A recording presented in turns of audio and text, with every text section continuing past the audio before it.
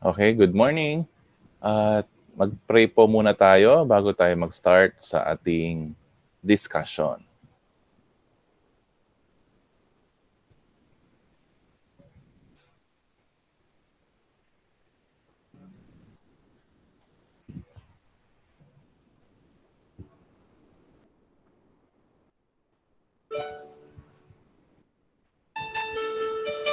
Panginoon, maraming salamat po sa ibinigay ninyong panibagong pagkakataon upang kami ay matuto.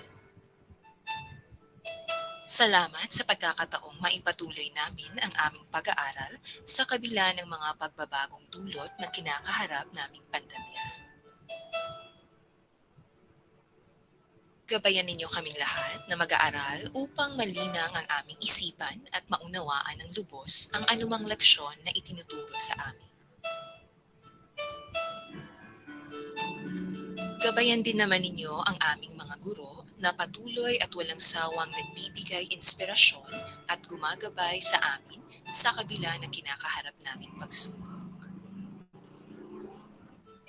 Sa iyo ang kaluwalhatian at aming pagsamba, Panginoon naming Diyos, sa pangalan ng iyong anak na aming tagapagligtas. Amen. Amen. Okay, muli magandang umaga sa inyong lahat. Yan, so nasa week 7 na tayo and module 7 sa Filipino 9. Okay, so sa mga nakaraang lesson ninyo, marami na tayong natutunan tungkol sa mga iba't ibang panitikan at the same time sa wika or gramatika. So bagong lesson na naman tayo ngayon sa week 7 at ito'y tumatalakay sa sanaysay. Okay, so anyone sa inyo, sino sa inyo ang may ideya tungkol sa sanaysay? Yan. So I think sa grade 8, meron na kayong pinag-aralan or mga impormasyon na natutunan tungkol sa sanaysay. So ano nga ba yung sanaysay? Sige nga, anyone? Meron na ba kayong mga ginawang sanaysay sa mga unang baitang nyo sa pag-aaral? Yan, para sa akin, ang sanaysay, isa ito sa mga pinakamadali. Okay? Actually, ito yung pinakamadali. Pinakamadaling kumbaga, sangay ng panitikan. Kasi dito, malaya tayong makapagsusulat ng isang akda or isang sangay ng panitikan na kung saan, yun, malaya nating naipapahayag ang ating sarili or saloobin. Anyone na may idea tungkol sa sanaysay? Baka meron. Wala. May tiyak na paksa po. Sabi ni Ryan, sandali, may ngakla ko rin. Kaya na. May tiyak na paksa, sir. May payak. Yan, payak na paksa. Yan. When we say payak, simple, yan. Ano lang siya, tumatalakay sa mga pangyayari sa pang-araw-araw na buhay. Yan. So tumatalakay siya sa mga issue, yan, na makaka-relate. Yan, mga napapanahon at mga interesting na mga paksa. Very good, Ryan. Maliban dun sa binanggit ni Ryan, meron pa ba? Pagpapahayag ng saloobin, sir. Sabi ni Renzo, ito ay pagpapahayag ng saloobin. Yan. So, sa pagsulat po ng sanaysay, so maaring magkaroon tayo ng isang paksa or topic. Tama ba? And then, so bawat isa sa inyo, magsusulat kayo ng sarili-sarili nyong sanaysay at yun nga, doon nyo may ilalabas. So, bawat isa sa inyo, meron kayong kanya-kanyang saloobin. Yan, very good. Sabi ni Renzo. Yan, meron pa ba? Yan, bago natin talahayin yung kabuuan na lesson natin. Yan, okay. Kung wala na, so ipapakita ko ang copy ng module. Yan. Excuse me. Yan po. Yan, so ito ay nasa module 7 na tayo at ang paksa natin ay sanaysay. So pagpatuloy natin, ano-ano ba ang mga expected na pag-aaralan natin? Yan, narito yung mga kasanayan. So under sanaysay, narito ang mga kasanayang malilinang sa iyo sa pagtahak sa araling ito. Una, na ipapaliwanag ang salitang may higit na isang kahulugan. So parang continuation siya, di ba? Doon sa yung mga lesson natin nakaraan, ito yung mga salitang may parehong kahulugan. Ngayon naman, pagpapaliwanag sa mga salitang may higit sa isang kahulugan. Yan. So napag-aralan na rin natin yung pagbibigay ng denotasyon at konotasyong kahulugan. Yan. So parang yan, interconnected po ang mga yan. So doon sa pagbuo ng sanaysay kasi mahalaga na magkaroon tayo ng kaalaman tungkol sa mga kahulugan ng mga salitang gagamitin. Next, nasusuri ang paraan ng pagpapahayag ng mga ideya at opinyon sa napanood na debate o uri nito. Yan. Sa ating module ngayon, mayroong mga link doon. I think gumagana naman yung mga link sa YouTube. Yan. Meron kayong mga mapabasa or mapapanood na mga debate. Yan. Bakit narito ang debate? Yan. Sanaysay pang nag-uusapan pero may debate. Yan. So kasi ang sanaysay, ito yung nakasulat na pahayag, and then kapag binibigkas na ito ay nagagamit or maaring gamitin sa pagdedebate. Yan. So nasusuri ang mga paraan ng pagpapahayag. Yan. When we say paraan ng pagpapahayag, ito yung paraan kung paano inilahad yung mga ideya at opinion. Yan. Kapag ideya, galing mismo sa tao yan, at yun din yung opinion galing sa pananaw ng isang tao. So yun po yung dalawang kasanayan na ating malilinang sa module na ito. And then syempre, meron muna tayong mga gawain, yan, susubukin. Yan, di ba nagkaroon ako ng question kanina, ano ba ang kaalaman mo tungkol sa sanaysay? So yun po yung gagawin sa subukin letter A. Yan. So sa mga ganito, kokopyahin lang to and then isulat sa kahon ang sagot. Yan. Isulat sa kahon ang dalawang uri ng sanaysay at ang pagkakaiba ng bawat isa. Yan. Maaari kayong magkaroon ng bago nyo gawin to, syempre, pag-aaralan na natin. So magkakaroon na kayo ng idea. Yan. So ano ba yung dalawang uri ng sanaysay at ang pagkakaiba ng bawat isa. And then letter B, yan. So basahin at unawain mo ng mabuti ang sumusunod na pahayag tungkol sa sanaysay. So ang gagawin, lagyan ng check kung ang pangusap ay nagpapahayag ng tama, samantalang X naman kung ang pangusap ay nagpapahayag ng mali. Isulat sa laan na patlang ang iyong kasagutan.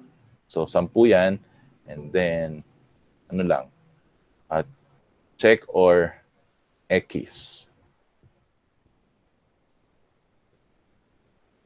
Check or X, so yun po ang gagawin.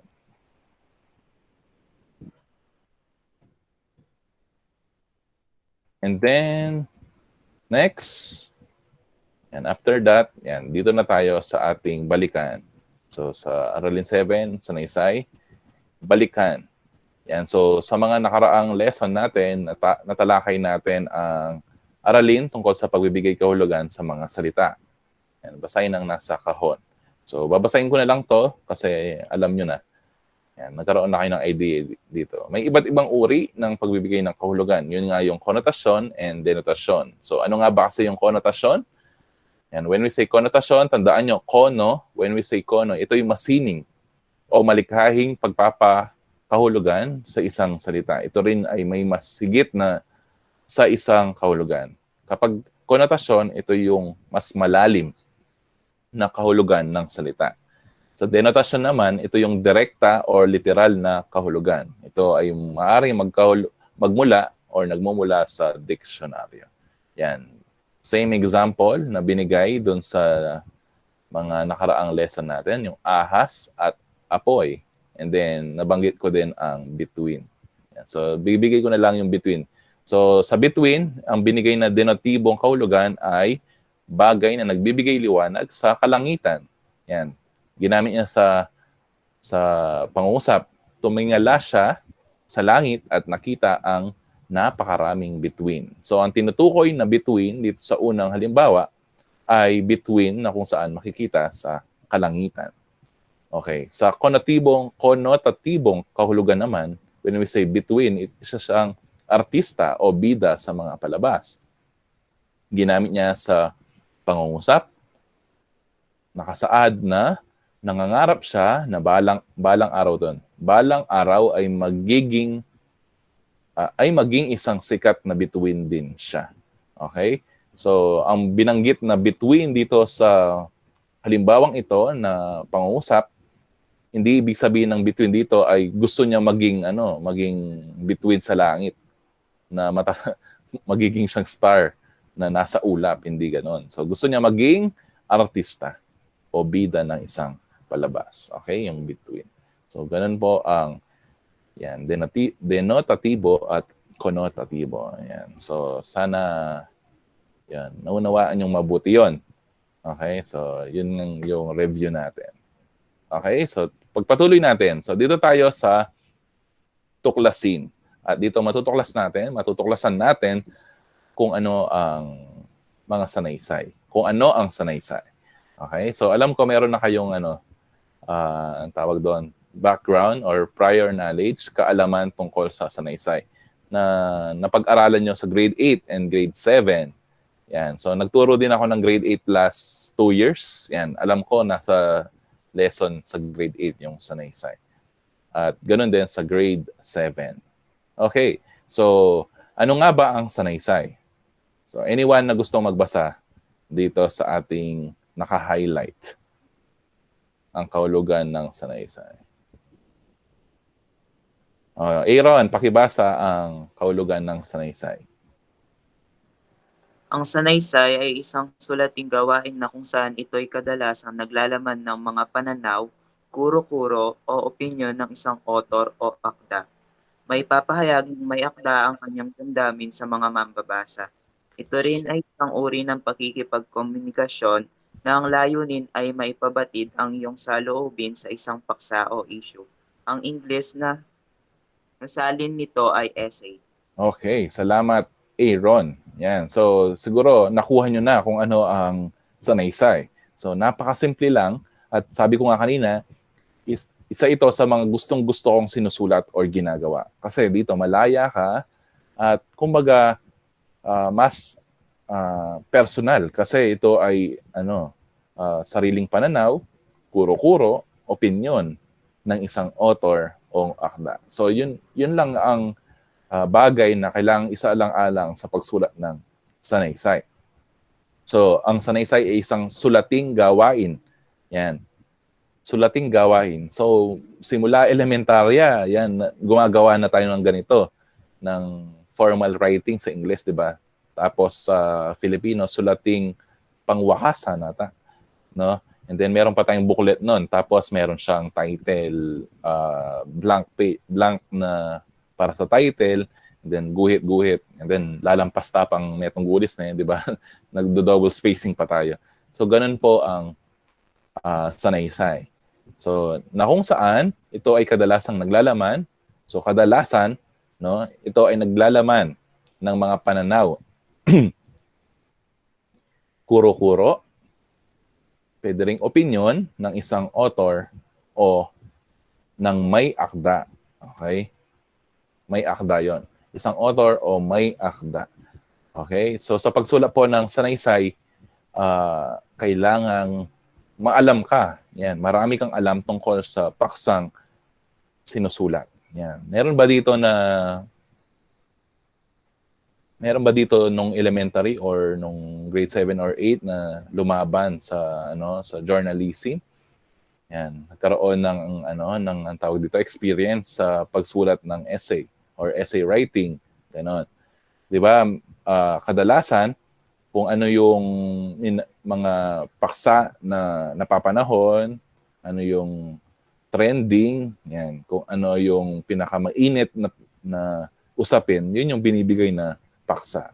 And then dapat sa paggawa ng sanaysay, marami kang kaalaman tungkol sa paksang pinag-uusapan. Okay? Kasi kapag wala kang kaalaman, kakaunti lang ang iyong mga ebidensya, ang tawag dito, kakaunti lang ang iyong mga facts yan, na maisusulat. Kasi, yan, kailangan kang mag-focus dun sa paksa. Okay? So, sa pagsulat po ng sanaysay, kailangan marami tayong baon na kaalaman. Okay? May ipapahayag ng may akda ang kanyang damdamin sa mga mambabasa. Yan. So sa pagsulat natin ng sanaysay, doon natin na ipapahayag ang ating sariling damdamin. Ito rin ay isang uri ng pakikipagkomunikasyon na ang layunin ay maipabatid ang iyong saloobin sa isang paksa o issue. Yan. Pabor ka ba o hindi? Yan. So sa mga nangyayari sa ating bansa, ano ang iyong saloobin? Ano ang iyong damdamin? Ang Ingles na salin nito ay essay. Yan. So sa 'di ba meron tayong mga essay type of test. Yan. So sa essay, so may mga paraan tayo ng pagsulat diyan. Yan. So familiar naman ang bawat isa dito. Yun po ang kahulugan ng sanaysay. And then syempre, meron tayong mga bahagi ng sanaysay. So sa pagsulat ng formal na sanaysay or sa mga sanaysay na ginagawa natin sa paaralan, syempre may mga susundin tayong mga bahagi. Okay, so tatlo yan. Ang simula or panimula, gitna or katawan, and then ang pinakauli, syempre ang wakas. Okay, so sa simula, ano ba ang nilalaman ng simula? Yan, pakibasa Princess Shane. Naririnig ba ako ni Princess?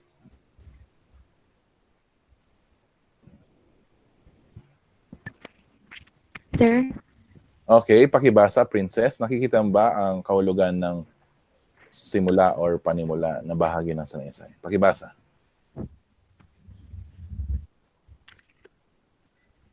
simula o panimula. Ito ang pinakamahalaga ng bahagi dahil dito ang inaasahan kung magpapatuloy ang mambabasa sa kanyang binabasang sulatin. Dapat makuha ng akda ang atensyon at damdamin ng mambabasa. Alright. So, madali lang unawain, no? So, thank you, Shane. Yan. So, sa simula or panimula, kahit saan man yung mga pinag-aralan natin na uri ng sanaysay, napakahalaga po ng simula or ng panimula. Yan. Sabi nga, ito ang pinakamahalaga na bahagi. Bakit? Dahil dito ang inaasahan kung magpapatuloy ang mambabasa sa kanyang binabasang sulatin. Yan. So sa pagsulat ng simula, kailangan yon makukuha natin yung interest ng mambabasa. Yan. Kamukha ng mga sinasabi ko sa training namin ng mga writers sa journalism. So kailangan sa simula pa lang, yan, makukuha mo na ang tawag dito, yung attention. Yan. So mapapabilib mo na yung ang tawag yung judge. Yan, mga evaluator. Kasi yung iba dahil sobrang dami yung babasahin nila, yan. So magfo-focus lang sila sa simula. And then kapag hindi nila nagustuhan yung simula, yan, ilalagay nila, ikakawani na yung papel mo. So ilalagay nila, itatabi na nila yon, and then so pupunta na sila sa next na babasahin nila. So minsan ganun. So dapat sa pagsulat ng simula, yan, syempre gusto natin kung ano yung sinulat natin, kung sinulat natin yan, gusto natin na basahin ito lahat, no, ng kumpleto. Yan. So sa pagsulat ng sanaysay, kailangan interesting. Yan. So nakakapukaw ng damdamin ang simula or panimula natin. So dito nakasalalay kung ipagpapatuloy ng mambabasa ang kanyang babasahin na sinulat mong sanaysay. Yan. So dapat makuha ng akda, ng may akda ang atensyon at damdamin ng mambabasa. Okay? So ganun din sa pagbibigay ng grado. Kung ako ang magbibigay ng grade sa mga lahat ng ginawa nyo, so magbe-base din ako doon. So simula, napakaganda ng kanyang simula. Yan. So syempre mas ano yon, may dating para sa akin. Yan. So kung susulat man tayo ng sanaysay in the future, yan. So dapat mong alalahanin, dapat mong pakaisiping mabuti kung ano ang gagamitin mong panimula. So marami po tayong paraan para maging maganda ang ating panimula. Yan. Sino dito yung sumusulat na ng sanaysay?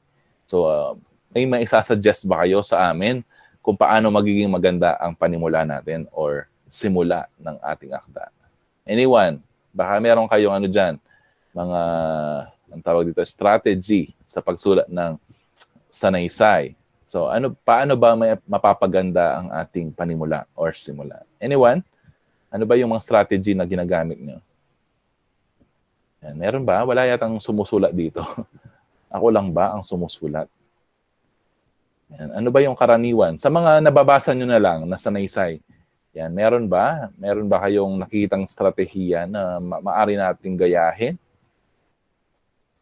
Ano ba yung ginagamit nila na introductory statement? Yan. Di ba yung iba gumagamit sila ng tanong? Di ba? Gaano ba kalakas ang bagyong Ulysses? Yan. Gaano ba kahanda ang Pilipinas sa mga natural disaster, sa mga bagyo o kalamidad? Yan. Pwedeng question, pwedeng kasabihan siya. Ano pa? Pwede siyang part ng isang kanta. Yan. Ano ba yung mga part ng kanta na gusto nyo, na catchy? Yan. So, syempre, depende sa paksang pinag-uusapan. Kailangan may connection siya. Okay? So, maaari nating gamitin ang mga ganoong paraan. And then, maaring manggaling din siya sa binasa mong libro, manggaling siya sa pinanood, linya sa isang pinanood mong pelikula or palabas sa TV. Maaring yung mga sikat na tagline. Yan. So, maaring ganon. Okay? So, sa simula, maaring yung paglaruan yan. Maaring yung bigyan ng sarili nyong sangkap of flavor. So, depende sa inyo kung paano nyo sisimulan ang inyong mga panimula or simula. Okay, number 2. Ang number 2 naman ay ang gitna or katawan. So, ito yung pinakamaraming part ng sanaysay. Okay. So, sino yung gusto magbasa? Yan. J. Lord, pakibasa ang number 2. J. Rold. Okay, sir. Okay, pakibasa ang number 2. Gitna, katawan. Ay, Oo, tama. dito sa bahaging ito, Mm-mm.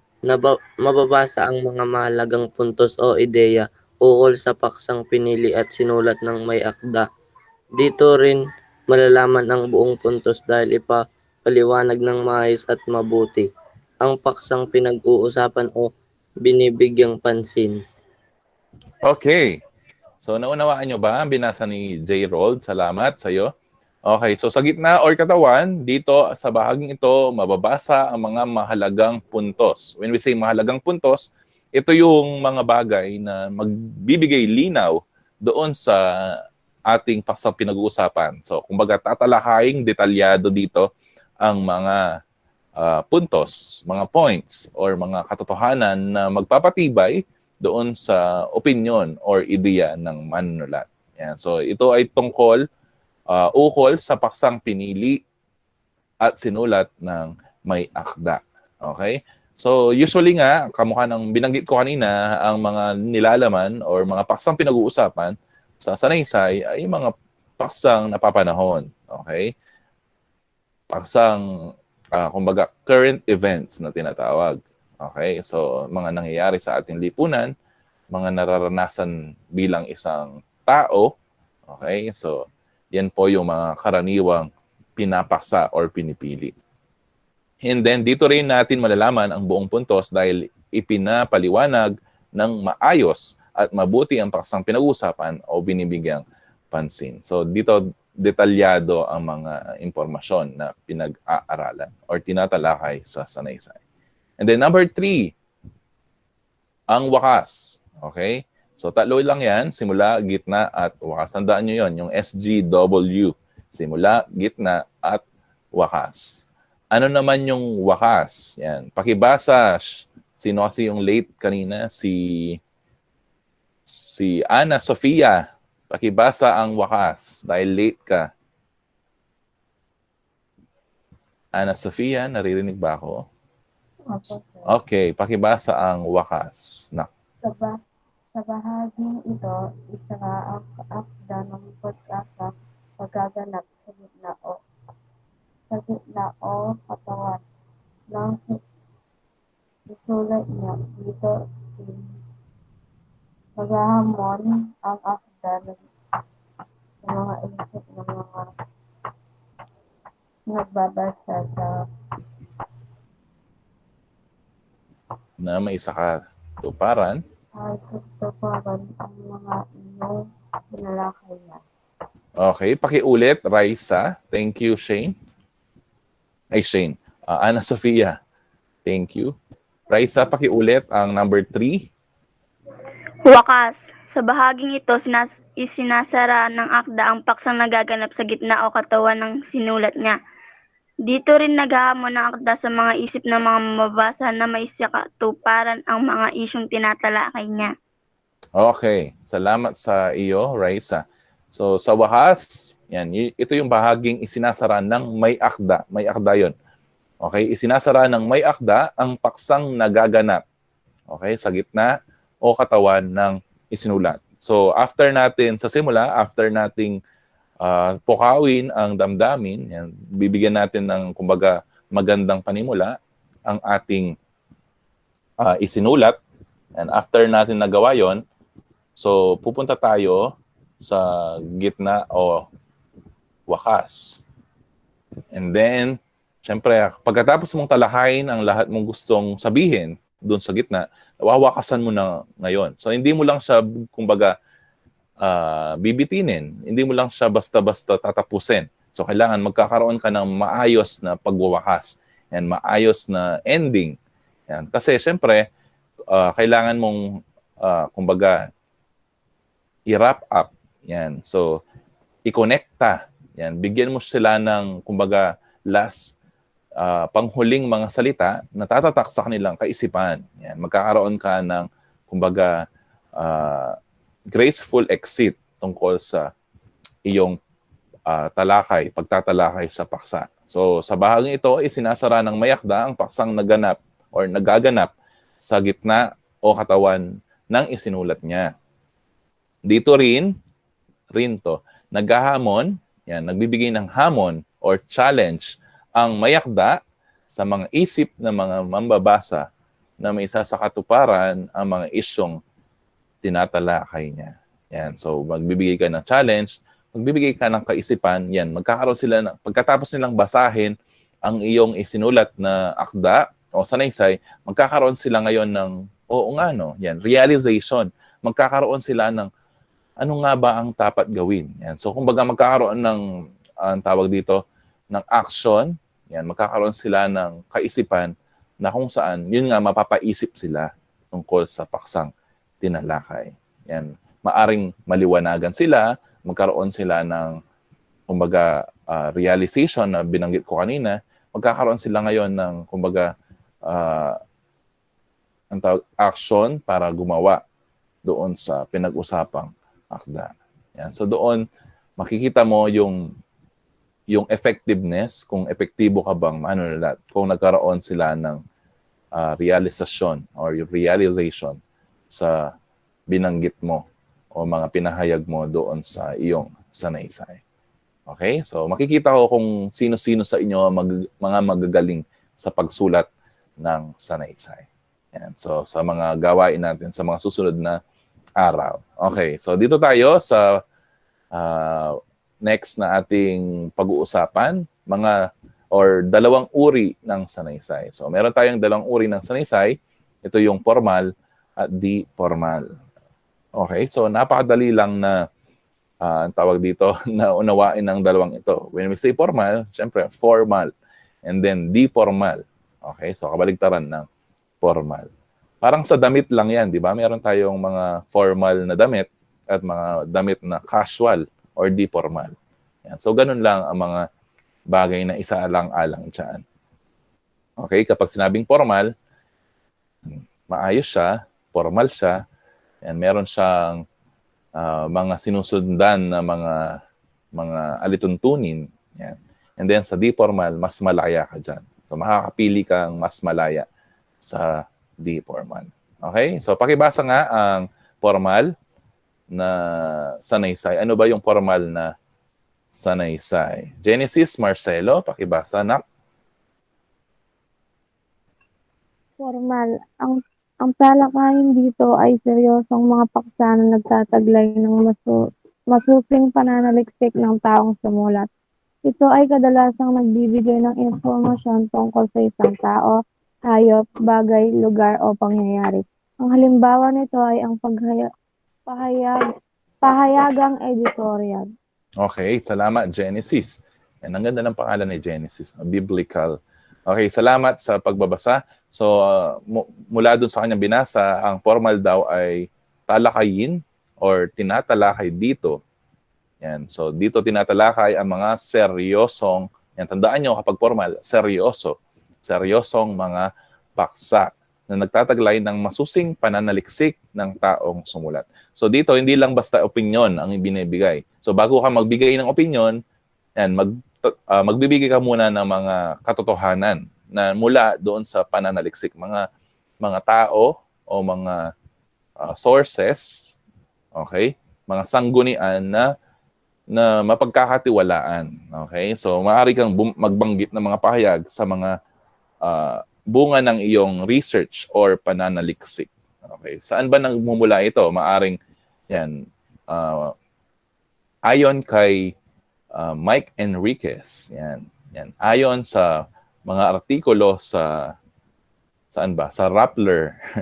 Yan. So, pwede ka magbanggit ng mga ganoon, na mga yan. Ayon sa pag-aaral na isinigawa ng DOH, yan, tumataas ang bilang ng mga nagiging positibo sa COVID-19. So, maaring ganon. So, kapag sinabing formal, yan, maaari kang or kinakailangan na merong pinanggalingan ang mga paksang pinapahayag mo. Kasi mas lalong magiging matibay ang katotohanan ang mga impormasyon na binabanggit mo. Kasi nga, seryoso yung pinag-uusapan. Hindi ka pwedeng mag-joke dyan, magbiro. Hindi ka pwedeng manghula. Hindi ka pwedeng puro palagay lang. Okay? Kailangan merong pinag-uhugutan, merong pinanggagalingan yung mga impormasyon na sinusulat mo doon sa tungkol sa paksa. Okay? Ito ay kadalasang nagbibigay ng impormasyon tungkol or ukol sa isang tao. Pwede rin siyang hayop, bagay, lugar, o pangyayari. Okay? Na napapanahong issue or depende sa issue na tinatalakay ng isang manunulat. Okay? Ang halimbawa nito ay ang pahayagang editorial. Okay? Kung nagbabasa kayo ng dyaryo, okay? Or isa ka sa mga fanatic, yan. So, mga mahilig magbasa dyan. Yan. So, meron tayong editorial page, di ba? Sa dyaryo. Yan na sinulat, syempre, ng editor. At ang usually na tinatalakay doon, syempre, yung pinaka-headline. Okay? Ano yung pinaka-paksa or pinaka-mainit na usapin sa bansa? Okay? Sa araw na ito, kunyari, sa mga current events. Yan. So, ito yung pagbibigay ng, kumbaga, ideya. Yan. Magkakaroon siya ng pananaliksik at pagbibigay ng impormasyon tungkol sa yun nga, yung pinakamainit na paksa. Okay? So, sa pahayagang editorial, doon ipapalabas, yan, doon niya ibinabahagi yung kanyang view. Okay? Doon sa paksang pinag-uusapan. Okay? So, yun po ang halimbawa ng formal na sanaysay. Okay, malinaw na ba ang kahulugan ng formal na sanaysay? Yan. So, kung malinaw na, so dito tayo sa D format. So, raise kayo ng question. Yan, mag-comment lang kayo doon sa chat box natin kung may question, ha? Okay, so punta tayo sa pangalawa na uri ng sanaysay. Ito ang D formal naman. Okay, so ano nga ba ang D formal? Janary Cabrera, pakibasa, nak. Tumatalakay naman ito sa paksa ng karaniwang personal at pang-araw-araw ng kasiyat-siyat o pang-aliw para sa mga mambabasa. Ito binibigyan din ng mga bagay-bagay na karanasan ng akda ng isang kung saan may papakita ang personalidad na parang makiusap-usap sa mga kaibigan. Okay, salamat, Janary. Okay. Pakiulit, Gabriel Rezon. Ano ang kahulugan ng di formal na sanaysay? Tumatalakay naman ito sa mga paksa karaniwan, personal at pang-araw-araw na kasya or Siya. mapang-aliw para sa mga mambabasa. Ito ay binigyan din ng mga bagay-bagay at karanasan ng akda sa isang paksa kung saan maipakita niya ang kanyang personalidad na parang nakikipag-usap siya sa isang kaibigan. Yan, so di formal na sanaysay. Yan, salamat sa iyo, Gabriel. Yan, so sa di formal, yan, so kabaligtaran siya ng formal. Yan, so dito, mas magaan, mas karaniwan, personal, para kapag nagbabasa ka ng mga di formal na sanaysay, parang nakipagkwentuhan ka lang sa sumulat. Okay, parang yung sumulat, nakipagkwentuhan lang sa sayo. Yan, so parang ano lang, karaniwang mga salita or talakayan lamang ang ginamit dito sa mga di formal na sanaysay. So tumatalakay ito sa mga paksang karaniwan. Okay, when say karaniwan, ano lang, yung mga simple lang. Yan, yun yung mga bagay na kumbaga nararanasan ng tao. Yan, halos lahat ng tao ay nararanasan niya. Personal. Yan, mga paksang tumatalakay sa mga personal na karanasan tungkol sa pag-ibig, tungkol sa buhay estudyante, tungkol sa isang sitwasyon, karanasan, yan, na karaniwang nararanasan ng tao. At mga pang-araw-araw na kasiyasiya or mapang-aliw para sa mga mambabasa. Usually, nababasa natin yung mga ganitong uri ng sanaysay sa mga feature, okay, mga lathalain. Yan. Sa Madyaryo din, merong mga ganito, yung mga column, yan, ng mga columnist. Yan. So, mas maano yun, mas madali or kasiyasiyang basahin. Kumbaga, ang tawag dito, pampalipas oras, yan, entertainment. Yan. Mga, ang tawag doon, mga reaction ng mga manunulat tungkol sa isang paksa.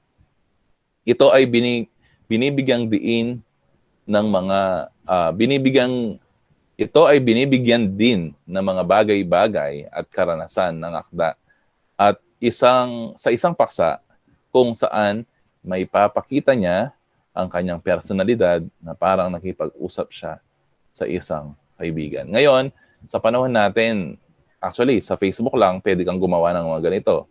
Kasi di formal wala kang sinusundan na ang tawag doon, bahagi, wala kang sinusundan na kumaga format. So, mas maluwang siya. Okay? So, parang ano lang yan, tula, di ba? Mayroong tayong tinatawag na tulang may sukat at tugma. At meron tayong tinatawag na tulang malaya. Parang ganoon din sa sanaysay. Yan. So, sa di formal, malaya. Okay? Malayang paraan ng pagsulat ng sanaysay. Yan. So, ngayon, marami tayong paraan. Yan. Kung merong nagti-TikTok kayo, yan. So, yung iba, nagsasalita sila, no? Sa TikTok, nagbibigay sila ng kanilang opinion. So, ganoon yung paraan na sinasabi dito. Yung, kumbaga, tumatalakay sa karaniwan, personal, at pang-araw-araw na mga paksa. Okay? So, yun po ang dalawang uri ng sanaysay, ang formal at ang di formal. Okay? So, bago tayo pumunta doon sa next lesson, next na paksa, may question po ba? Baka may tanong kayo na bumabagabag sa inyong kaisipan. Okay? Kung wala, yan, pagpatuloy natin. Dito tayo sa suriin. Yan. So, kamukha ng mga activity nyo noong nauna, yan, bibigyan nyo lang ng kahulugan, konotatibong kahulugan at denotatibong kahulugan ang mga salitang ito. Okay? So, subukan ang talas ng iyong isipan sa pagbabalik tanaw sa inyong mga nakaraang aralin. Isulat ang konotatibo at denotatibong kahulugan ng mga salita. Yan. Kahit wag nang ipaliwanag ang sagot. Okay? Wag nang ipaliwanag. So, ibigay na lang ang kahulugan. So, isulat nyo din to. Kopyahin ang talahan na yan, ang table, and then sulat na lang ang mga sagot. Okay? Wag nang ipaliwanag. And then dito sa pagyamanin, yan. So, individual na gawain. So, ano ba yung gagawin dito? So, basahin natin ang panuto. May mga salita na higit sa isang kahulugan gaya ng pagtalakay natin sa nakaraang aralin natin. subukan nating muli ang iyong kaalaman sa pagtukoy sa mga salitang may higit na kahulugan. Sa bawat teksto na iyong mababasa, piliin ang salitang may higit sa isang kahulugan. So, halimbawa, kahit anong bagyo ang dumaan sa kanilang pamilya ay nalalampasan nila ito ng sama-sama. Okay. Ang nakasalang guhit ay ang salitang may higit sa isa ang kahulugan. So, ano ba yung kahulugan ng bagyo? Sa konotatibo niya, pagsubok o problema. Denotatibo, malakas na pagbuhos ng ulan. So, ganun po ang gagawin nyo. Yan, kagaya ng halimbawa dito. So, meron tayong teksto dito. Sa lungguhitan mo yung salita na palagay mo or sa yung pagkakaalam na meron siyang nagtataglay siya, maaari siyang magtaglay ng dalawang kahulugan. So, isulat mo siya dito sa box. And then, yun lang naman pala. Okay? Sulat lang dito sa box. Yung salitang may higit sa isa ang kahulugan. Simple lang. Alright. Then, hindi na siya gagamitin sa pangungusap. Okay, 5 din po yan. And then sa gawain 2, mula sa gawain yung natapos, dito siya bibigyan ng kahulugan. Yan. Denotatibo at konotatibo ang mga ito. Gamitin ang chart sa pagsulat ng iyong sagot. Yan. So, ganon. So, after mong sagutin yung gawain 1, dito, after mong mahanap, pagkatapos mahanap yung mga salitang maaaring magtaglay ng dalawang kahulugan, so, ganito yung gagawin mo sa gawain 2. Yan. Isulat sa gitna yung mga sagot, and then ibigay yung same, yung konotatibong kahulugan at denotatibong kahulugan. Okay? So, madali lang yan para sa inyo. Okay? So, any question? Okay. Kung walang question, ituloy natin dito sa isa-isip. Upang mas lumawak ang iyong kaalaman, basahin mo ang karagdagang impormasyon na makatutulong sa iyo para higit na mapabuti ang mga nalalaman mo. Okay. So, dito, tatalakayin ang debate. Okay. Kamukha ng binanggit ko kanina, ang sanaysay at debate po ay magkaugnay yan. Okay. So, ginagamit ang mga naisulat na mga opinyon o katotohanan sa sanaysay bilang mga puntos sa pagbibigay ng impormasyon o kumbaga dinedefend mo ang panig mo, okay, sa pagdedebate. So, ano nga ba yung debate? O sa English ay debate. And same ano lang siya, same spelling. Ano ba yung debate or debate? Pakibasa nga, John Rafael.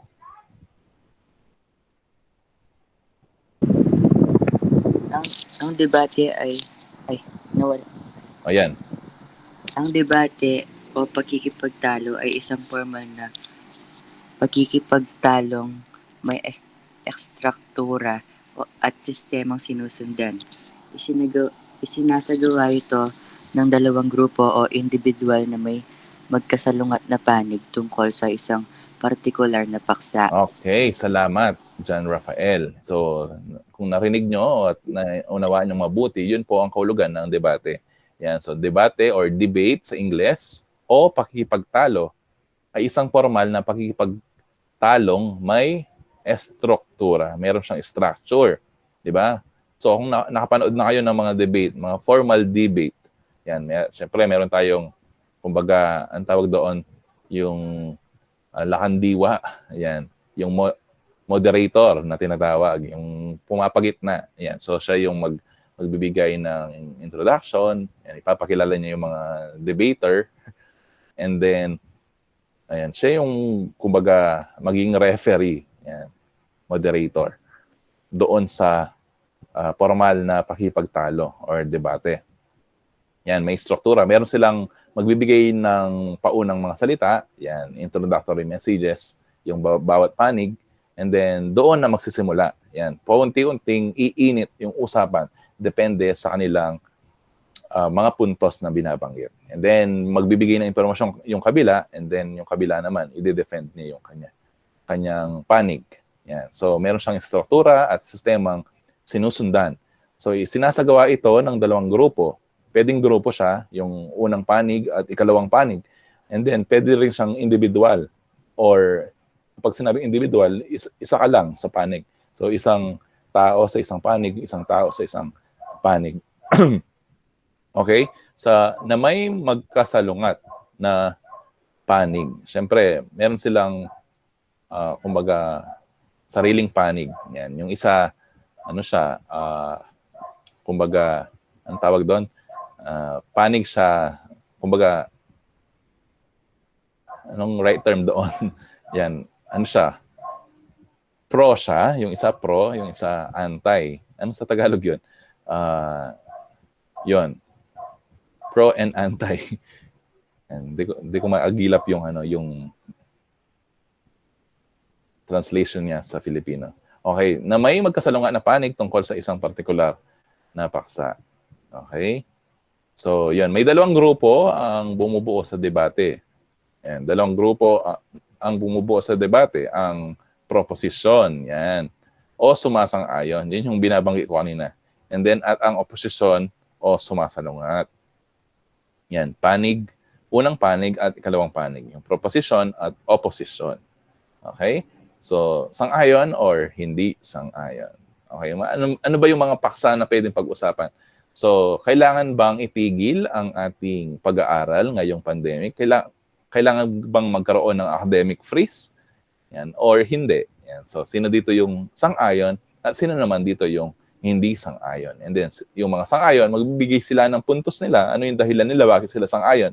Yung iba naman, magbibigay sila ng puntos nila, bakit sila sumasalungat or hindi sang-ayon. Ganun po yung debate. And then, bago ka magkaroon ng pagdedebate, kailangan ka muna magkaroon ng pananaliksik. Kailangan ka sumulat ka muna ng sanaysay mo. At doon manggagaling ang iyong mga babanggitin or sasabihin. Pero may mga nagdedebate na magaling sila, di ba? Kahit impromptu, kahit wala silang, kumbaga, pinaka-script. Yan, kumbaga, manuscript na binabasa. Okay. So, mas maganda meron kasi handa ka nun. Okay? Yan. So, tuloy natin. May isang moderator, yan, yung binanggit ko kanina, na magiging tagapamagitan upang matiyak na magiging maayos ang daloy ng debate. At igagalang ng bawat kalahok ang tuntunin ng debate. Pagkatapos ng debate, may mga huradong magpapasya kung kaninong panig ang higit na nakapanghikayat o mas kapanipaniwala. Sa grade 10, merong mga ganitong nung last school year. Yan, meron silang ganitong activity. Kumbaga, bago yung matapos yung klase, meron silang tinatawag na debate. Sa English yun. And then, kaugnay yung ESP tungkol sa paksang pinag-uusapan. Okay? So, merong hurado magpapasya kung sino yung panig na kapanipaniwala na nakapagbigay ng magagandang puntos. Ang mga hurado ay dapat walang kinikilingan sa dalawang panig at kailangang nakaupo ng magkakalayo sa isa't isa at hindi mag-usap-usap bago magbigay ng kani-kanilang hatol upang maiwasang may impluwensya ang hatol ng isa sa isa. Okay? Ng isa't isa. Ang debate ay hindi katulad ng ordinaryong argumento. Yan. Sa pakipagtalong ito, ang bawat kalahok ay binibigyan ng pantay na oras o pagkakataon upang makapaglahad ng kani-kanilang mga patotoo. Gayon din ng pagpabulaan or rebuttal. May nakatalaga ring timekeeper sa isang debate upang matiyak na masusunod ng bawat tagapagsalita ang oras na laan para sa kanila. Plus, karaniwang ang paksa sa isang debate ay binibigay ng mas maaga upang makapaghanda ang dalawang panig para sa kanilang mga argumento. Yan. So kamukha ng sinabi ko, bago magaganap ang debate, formal na debate, ibibigay ng mas maaga yung paksa. And then, doon maghahanda, gagawa sila, susulat sila ng sanaysay, yan, ng essay. Yan, bago sila magkakaroon ng debate. Okay? So, meron kayong mapapanood na mga ganitong halimbawa mamaya sa mga gawain ninyo. Yan, meron tayong uri ng debate. Yan. So, yung debateng Oxford, debateng Cambridge. Yan. And then, under sa Cambridge, meron tayong mock trial, impromptu. Ito yung mga uh, kumbaga, uri ng debate na iba pang uri. Okay? Yung mock trial, impromptu, and then turncoat debate. Yan. Basahin na lang po ito sa inyong kanya-kanyang copy ng module. Okay? Mga katangiang dapat taglayin ng isang mahusay na debater. Yan. So ano ba yung dapat mong taglayin? Siyempre, merong laman ng mga binabanggit mo. Okay? Yung mga paksa na binabanggit mo ay may kumbaga matibay na puntos. Then yung style ng pagsasalita. And then yung strategy. Ngayon, sa panahon natin, meron natin tinatawag na flip-top. Okay? Meron tayong mga spoken word poetry, di ba? Marami ng paraan or estilo sa pagbigkas ng mga puntos. And then, syempre, yung estilo and strategy. Okay? So, basahin na lang po yan sa inyong kanya-kanyang kopya. Digital copy ng inyong module. Okay? And then, isagawa. Ito yung binabanggit kong isagawa. Ating simulan ang iyong gawain sa pagtukoy ng mga paraan ng pagpapahayag ng ideya o opinion na sa napanood na video ng debate sa pamamagitan ng pagbibigay opinion. Para mapanood ang video ng debate, i-click ang mga link sa bawat bilang, gamitin ang chart sa pagsagot. So meron tayong 5 link dyan sa YouTube na mga debate. And then, ibibigay nyo yung sagot dito sa tanong na ano-ano ang mga nasuri mong mga paraan ng pagpapahayag ng ideya o opinion sa debate. Kumbaga, magbibigay ka lang ng opinion tungkol sa mga paraan ng pagpapahayag. Yan. So, paano ba sila nagsalita? Paano ba sila nagbigay ng kanilang opinion or ideya base sa binasang or pinanood na debate. Yan. Open ko yung link. Tingnan natin. Right-click nyo. Yan. Yan. So, nandyan po yung example ng debate.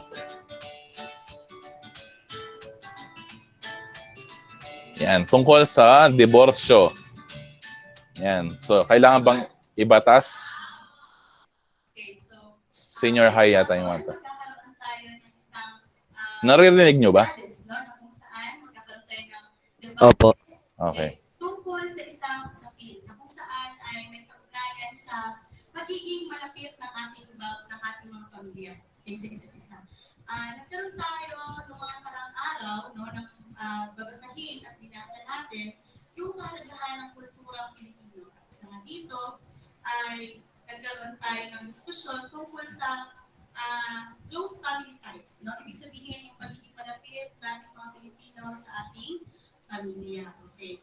At so ngayon, ang kulturang ito ay naapektuhan kahit pa paano ng modernisasyon. No? At sa buong mundo, alam natin na halos lahat ng mga kataan ng mga ibang bansa ay nakatingin sa atin, lalo na sa pagiging isang konservative mga Pilipino. Okay? So, ngayong hapon ay pag-uusapan natin yung isang paksa tungkol sa mainit na pinag-uusapan sa ibang bansa. Bakit dito sa Pilipinas ay hindi pa nagiging legal yung diborsyo? Okay? So ngayon sa ating Senado at sa Kamara ay patuloy na pinag-uusapan kung ipapasa ba ang law, no? Or ang batas tungkol sa diborsyo. Dahil dyan, ay gusto rin natin marinig kung ano yung panig ninyo bilang mga estudyante. So ngayong hapon, ang paksa ng ating pag-uusapan ay tungkol sa pagsasabatas ng diborsyo dito sa Pilipinas. Kayo ba ay, or ito ba ay nararapat o di nararapat? Okay? So, hindi ko na patatagalin. I-welcome ko na ang ating napaka-kisig na tagapamagitan or tagapamagitan. At ito ay si Ginoong Kion. Tapakan natin si Ginoong Kion. Magandang araw sa inyong lahat. Marugdog na pagbati ang hatid ko sa inyo na parikasamang galak. Ako po si Joshua Mario Defonso Kion, nakatayo sa inyong harapan. Narito po ako upang maging tagapamagitan. Sa gagawing labanan ng mga bagani, may angking kaakalan. 2 pangkat na may nais patunayan. tungkol sa paksang napakainit na pag-uusapan. Ang pagtatalo ay umiikot sa usaping diborsyo. Pagsasabatas nito sa Pilipinas, nararapat nga ba o hindi nararapat sa ating bansang maraming Kristiyano? Batid ko po kayo mismo'y nais makisali, ngunit sa pagkakataong ito'y kayo'y tagapakinig lamang. Ibigay yung refleksyon at salungin sa pagkatapos ng laban. Sa pula, sa puti, saan ang iyong paninindigan? Alam ko kayong ay handang-handa na, ngunit hayaang ipakilala ang tagahatol na matitikas at magaganda. Mang Maribert Pabale, na isang napakagandang guro at napakahusay na guro ng Grade 12 Senior High School. Sir Reggie Galides, isa sa mga nagtapos sa Simeo Guro 21 at isang napakahusay na guro at pogi-pogi guro. At hindi naman magpapawali ang pinaka-pogi sa lahat ng pogi, ang subject coordinator, Sir Arlan Rabanera.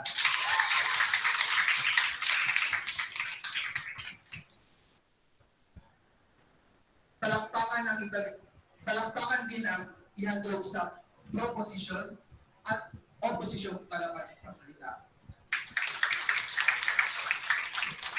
Siya nga pala, nais kong ipaalala, respeto sa bawat pananaw ng dalawang pangkat, manahimik at makinig habang sila'y nagsasalita, upang lubos na maunawaan ang pagpapahayag ng kanilang damdaming makabansa. Maraming salamat sa aking tagapakinig. Ako si Elme Joy Dimo, at sa hindi pa nakakaalam. At ito ang aking mga kasamahan na sina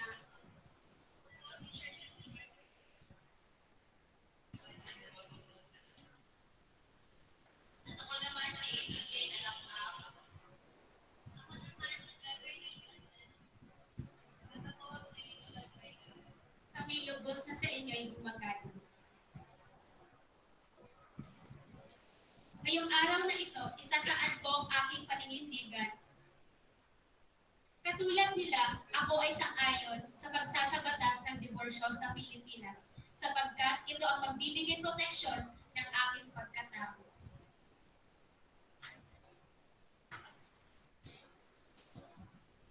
Pagbati ko at ng aking mga pangkat ay tanggapin.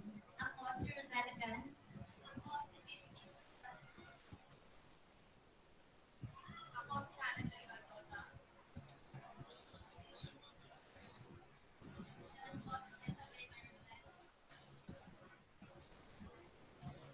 Nagsasabing ang diborsyo ay huwag pahintulutan.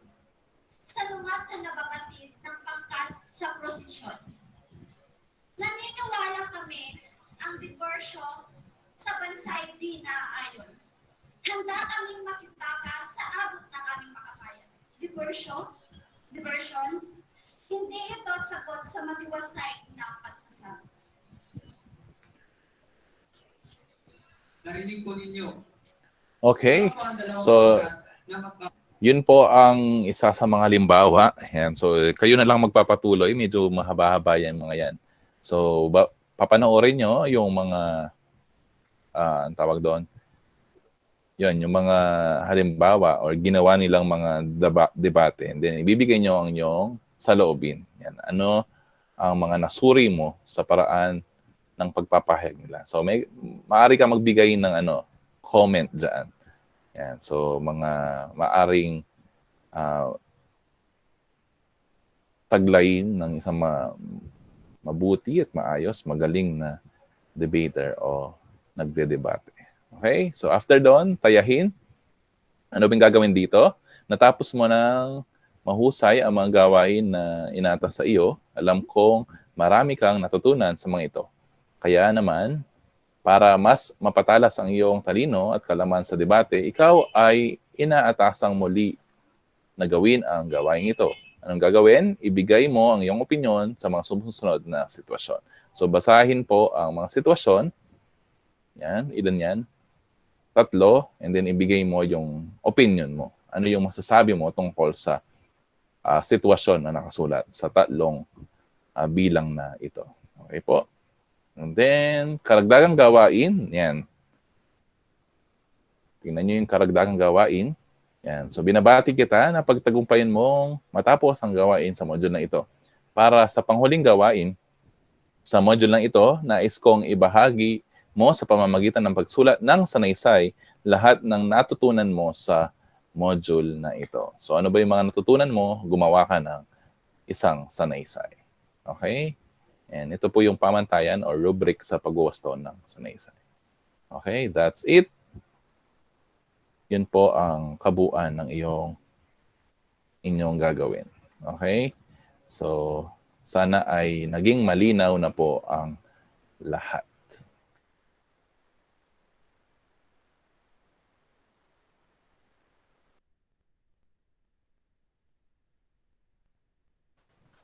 Okay, may question po ba? Yung iba nag-off ng camera, no? May question pa po ba? May question? So, bago tayo mag-end, sige, mag-raise kayo ng question kung may katanungan kayo. Para yan, maliwanagan kayo. Clarify natin bago tayo maghiwa-hiwalay, mag-leave ng call. Okay, mukhang walang question. So, time check, 8:18 a.m. So, marami pa kayong oras para sa paggawa, okay, ng inyong mga activity. Okay, so kung wala nang question, so pwede na pong, hindi, wait lang. Baka merong sa inyong hindi na-check yung attendance. Mag-react kayo kung merong hindi na-check yung attendance nila. Yan, sa mga late kanina, yan, sa boys, complete attendance ulit. Very good. Yan, girls, yan, na-check ko yung nakahabol si Raisa, no? Si Lynette, wala talaga siya. Si Katrina, wala. 2. Shakira, nakahabol ba? And react na lang kung nakahabol. And then 4, Zia. 5, Abigail. Yan, si Princess Shane, nakahabol din. Kita ko siyang nag-in. And then si Ana Sofia. So, meron tayong 4 na absent for today. Not bad. So, sige. Isa lang talagang kaya din. Ma-parent needed. And sa mga nandito po, no, reminder, pakikumpleto po yung module. Kapag naka-white, it means missing. Pag naka-green, complied. Okay? At hindi ibig sabihin na naka-green yan ay kamukha ng binanggit ko kanina para sa mga late lang ito. Hindi ibig sabihin na naka-green ay okay na yon. Okay? So, ang tawag dito, nakapag-comply kayo pero may grade pa rin yun, syempre. Baka hindi kumpleto. Marami kasi akong nababasa na incomplete. Yan, hindi kumpleto ang kanilang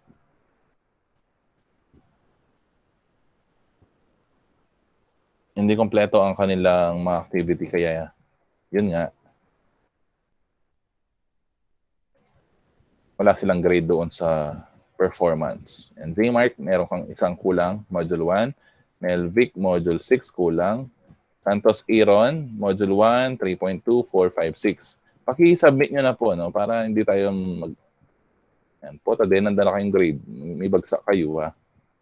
Lynette, Dorothy, Shakira, Ashanti, sino pa? And Princess Shane, no? Ang dami. 5 lang yung nakasubmit mo dun sa Google Classroom. Okay? Double check nyo kung talagang na-hand in. Okay? Or na turned in. Para hindi sayang yung mga ginawa nyo. And then tomorrow, we will have our homeroom guidance week 6 or module 6. Okay? Anong oras yan? 2 to 3 p.m. Sige po. Okay, kung wala na pong katanungan at clear na po ang aking mga announcement at reminder, maaari na tayong mag-leave sa Google Meet. Okay, maraming salamat at muli magandang Good day, sir. Good day. Thank you, sir. Good day. Thank you, sir. Bye po. Sir. Stay po, sir. Sir.